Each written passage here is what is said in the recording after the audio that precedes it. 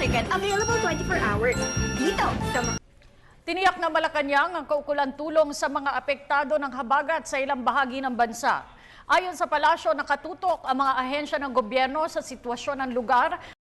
Ipinagmalaki ni Pangulo Aquino ang pagbabagong natamo ng Pilipinas sa pakikipagpulong sa Pilipino. Sa ibang balita naman, nagbabala ang PHIVOLCS sa mga residenteng naninirahan malapit sa Bulkang Mayon na maaaring pumutok ang bulkan anumang araw mula ngayon.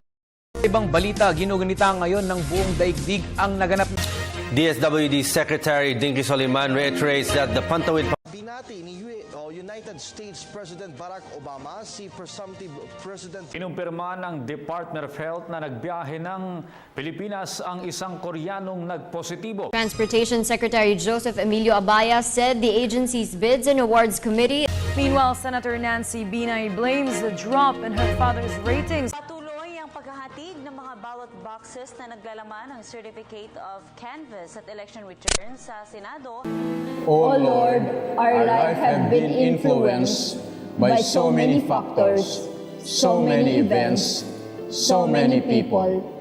Help us to realize, Lord, that we are responsible for our own destiny, that we may not miss, and we must face on achieving our one and only goal in life, you and heaven.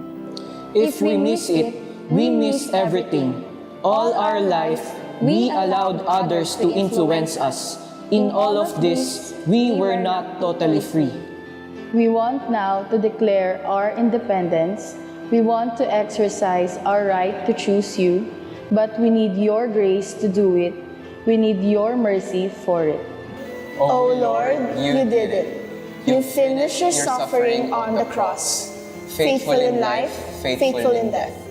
Taking the sins of the world upon your sinless shoulders, taking our sins so that we might receive your forgiveness and new life. All praise to you, O Lord God, for finishing the work of salvation, for saving us. Amen. Kung nasa ng balita, ikaw at ang Liga ng Katotohanan magkasama sa pagbabalitang walang kinikilingan. Walang pinoprotektahan, walang kasinungalingan, serbisyong totoo pa lamang. Ako po si Becky Morales. Ako naman Arnold Clavio. Susunod na ang Rescue. Hanggang bukas, sama-sama tayong magiging saksi.